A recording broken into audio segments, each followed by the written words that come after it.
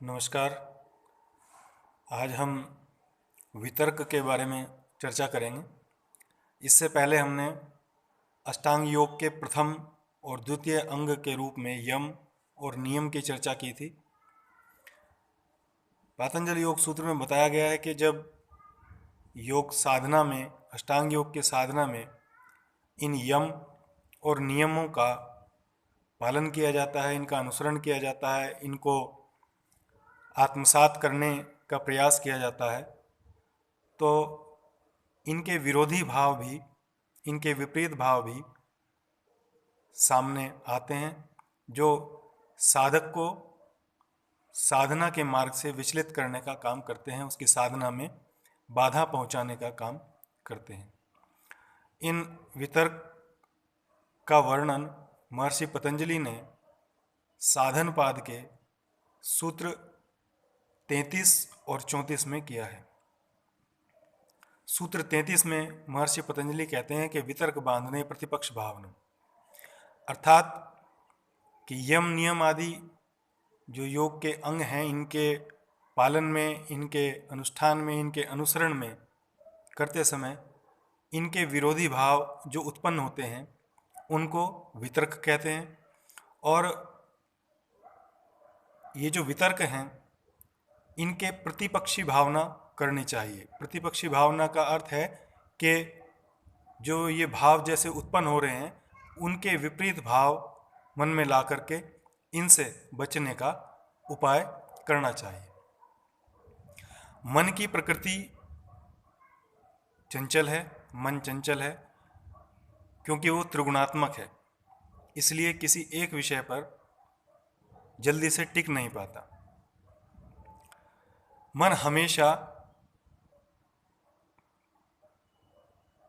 अलग अलग विषयों में भटकता रहता है। उसे किसी एक विषय में लगाने के लिए सोचा जाए या निश्चय किया जाए तो कुछ समय तक उस विषय में रुक करके वो अन्य किसी विषय की ओर भागने लगता है। जैसे कोई धार्मिक अनुष्ठान अगर कर रहे हैं तो उस समय वो संसार की बातें सोचता रहता है। घर में अगर बैठे हैं तो बाहर भागने का सोचता रहता है। जैसे आजकल लॉकडाउन चल रहा है, गवर्नमेंट भी घर में रहने के लिए अपील कर रही है, निवेदन कर रही है, लेकिन कुछ लोग हैं कि वो घर में उनको रुकना बड़ा मुश्किल लगता है, घर में रहना भी उनको जेल के समान लगता है।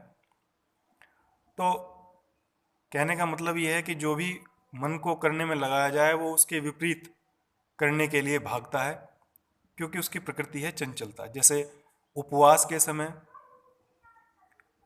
व्रत के समय मन हमेशा खाने की ओर ही भागता है, खाने की इच्छा ज़्यादा होती है।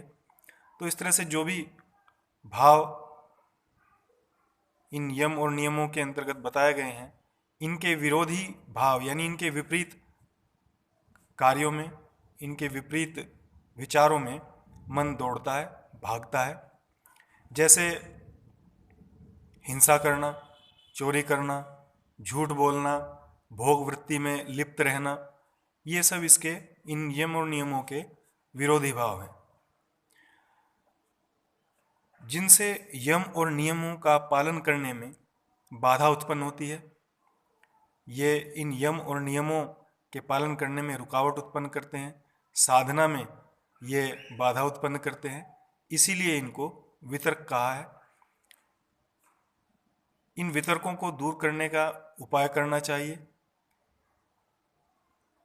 इन वितर्कों का कारण या तो गलत संगत में उठना बैठना या पूर्व जन्म के संस्कार या किसी अन्य व्यक्ति के द्वारा सताए जाने पर भी ये वितर्क यानी यम और नियमों के विरोधी भाव उत्पन्न होते हैं, जिससे साधक का मन इनसे हटने लगता है, और मन हटने पर साधना में प्रगति नहीं हो पाती, योग साधना में बाधा उत्पन्न होती है। ऐसे में इन से बचने के लिए, इनके प्रतिपक्षी विचारों का, प्रतिपक्षी भाव का, प्रतिपक्षी भावना का चिंतन करना चाहिए। प्रतिपक्षी भाव का मतलब है कि उनके विपरीत भाव। यदि चोरी का भाव मन में आ रहा है तो उसके बारे में चिंतन करना चाहिए, सोचना चाहिए कि यदि हम चोरी करेंगे और चोरी करते हुए पकड़े गए तो उसमें बहुत इंसल्ट भी होगी, उसमें बदनामी भी होगी और दंड भी मिलेगा, और समाज में एक हमेशा के लिए एक कलंक हमारे ऊपर लग जाएगा, चोर के नाम से जाने जाएंगे। तो इस तरह के भाव, इस तरह के प्रतिपक्षी भावना करके इन वितर्कों से बचना चाहिए, क्योंकि ये अनंत दुखदायक होते हैं, अनंत कष्ट देने वाले होते हैं। सूत्र 34 में महर्षि पतंजलि ने इन वितर्कों को और अच्छी तरीके से स्पष्ट करने के लिए इनके कारण, इनके प्रकार का भी उल्लेख किया है। सूत्र 34 में महर्षि पतंजलि कहते हैं कि वितर्क हिंसादया कृत कार्ता अनुमोदिता लोभ क्रोध मोह पूर्वका मृदु मध्य धीमात्रा दुख ज्ञान अनंत फला इति प्रतिपक्ष भावना। अर्थात जो यम नियम आदि के जो विरोधी भाव हैं, जो वितर्क कहलाते हैं, ये हिंसा आदि जो वितर्क हैं, कृतकार्तानुमोदिता, ये 3 प्रकार से होते हैं। कृत यानी स्वयं किए हुए, कारिता यानी दूसरे के द्वारा, दूसरों के द्वारा कराए हुए, और अनुमोदिता यानी दूसरे के करने पर उसका समर्थन करना। यानी या तो चोरी स्वयं कर रहे हैं या किसी को कहकर करा रहे हैं, या अगर कोई कर रहा है तो उसका समर्थन के बहुत अच्छा काम किया। तो ये 3 प्रकार से इसको समझना चाहिए। कृतकार्ता अनुमोदिता, स्वयं किए हुए, दूसरे के द्वारा कराए हुए और दूसरे के करने पर उसका अनुमोदन करना, उसका समर्थन करना। और इसका कारण क्या है? लोभ क्रोध मोह पूर्व का। इसके कारण में लोभ क्रोध और मोह है। लोभ के कारण, लोभ जब उत्पन्न होता है तो उसके कारण मन में चोरी की भावना, किसी भी चीज को गलत तरीके से प्राप्त करने की भावना उत्पन्न होती है। ये लोभ के कारण होता है। क्रोध के कारण हिंसा आदि की वृत्ति देखने को मिलती है, व्यक्ति हिंसक हो जाता है। और मोह के कारण भोग वृत्ति में लिप्त दिखाई देता है, भोग वृत्ति में आसक्ति होती है।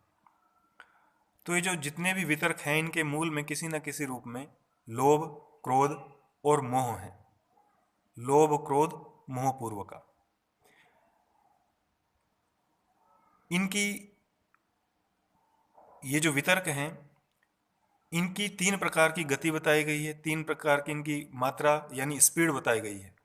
मृदु मध्य अधिमात्रा, यानी इनकी मात्रा की तीव्रता अर्थात गति के अनुसार इनके 3 भेद बताए गए हैं, मृदु, मध्य और अधिमात्र। मृदु यानी कम गति वाले, कम स्पीड वाले, मध्य यानी मध्यम गति वाले, और अधिमात्र यानी तीव्र गति वाले। जैसे क्रोध जब कम वेग से आता है, जब क्रोध का वेग कम होता है, जब उसकी गति कम होती है, जब उसकी स्पीड कम होती है, तो जिस बात पर क्रोध आता है तो उस बात को हम मन में ही कई बार रोक कर रह जाते हैं। लेकिन जब यही क्रोध मध्यम गति से होता है तो कुछ शब्दों के माध्यम से हम अपने क्रोध को व्यक्त करते हैं। कुछ कटु शब्द, कुछ अपशब्द हमारे मुख से निकल जाते हैं। ये मध्यम गति क्रोध की स्थिति में देखने को मिलता है। और अधिमात्र, जब क्रोध तीव्र गति से आता है तब उसको कुछ सूझता नहीं है, तब वो कटु शब्दों के साथ, अपशब्दों के साथ साथ हिंसक वृत्ति पर भी उतर आता है, अर्थात वह हिंसात्मक भी हो जाता है। तो इस प्रकार इन वितर्कों की मृदु, मध्य और अधिमात्र, ये 3 प्रकार की गति बताई है, 3 प्रकार की मात्रा बताई है, यानी स्पीड। एक मृदु यानी निम्न गति, 2 मध्यम गति, तीसरा अधिमात्र यानी तीव्र गति। तो जितने भी ये वितर्क हैं, जितने भी ये विपरीत भाव हैं, इनके क्रियान्वित होने पर, क्रियान्वित जो ये होते हैं, इसमें इनकी गति पे डिपेंड करता है कि इनकी गति किस तरह की है। तो जितने भी ये हिंसा आदि जो वितर्क हैं, ये सभी को इस प्रकार समझना चाहिए। जब ये क्रियान्वित होते हैं तो ये मृदु, मध्य और अधिमात्र 3 प्रकार की गति से ये क्रियान्वित होते हुए देखने में आए हैं या देखे गए हैं। और जब ये अज्ञान रूप ये वितर्क हैं, हिंसा आदि जो वितर्क हैं, इनके बारे में चिंतन करना चाहिए कि ये हमें हमारी साधना के मार्ग से भटकाने के लिए आए हैं, हमें अपने मार्ग से विचलित करने के लिए आए हैं। और यदि हम अपनी साधना के मार्ग से भटक जाएंगे, अपने लक्ष्य से भटक जाएंगे, तो इनके कारण हमें दुखा ज्ञान अनंत फला यानी अज्ञान रूपी अनंत फल देने वाले होते हैं। यदि हम इन वितर्कों के अनुसार ही बह जाएंगे, इन वितर्कों के अनुसार ही अपने मार्ग से भटक जाएंगे, तो ये वितर्क हमें अज्ञानता के मार्ग पर ले जाएंगे, ये वितर्क हमें दुखों के मार्ग पर ले जाएंगे। इनके कारण हमें पता नहीं कितने जन्मों तक जन्म और मरण के चक्र में भ्रमण करता रहना पड़ेगा, जो सबसे बड़ा दुख बताया गया है। तो इस प्रकार ये हिंसा आदि जो वितर्क हैं, ये अनंत दुखदायक होते हैं, अनंत कष्टदायक होते हैं, हमें अपनी साधना के मार्ग से, अपने लक्ष्य से विचलित करने वाले होते हैं, भटकाने वाले होते हैं।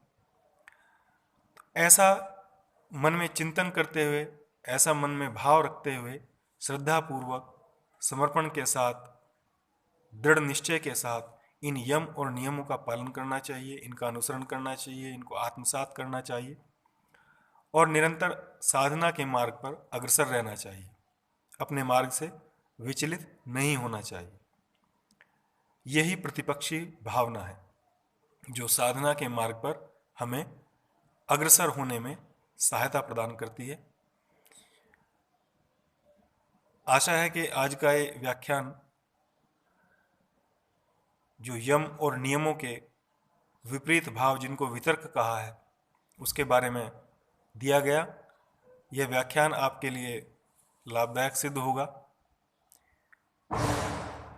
वितर्क के बारे में आप सही प्रकार से समझ पाएंगे। इन्हीं कामना के साथ, इन शब्दों के साथ धन्यवाद।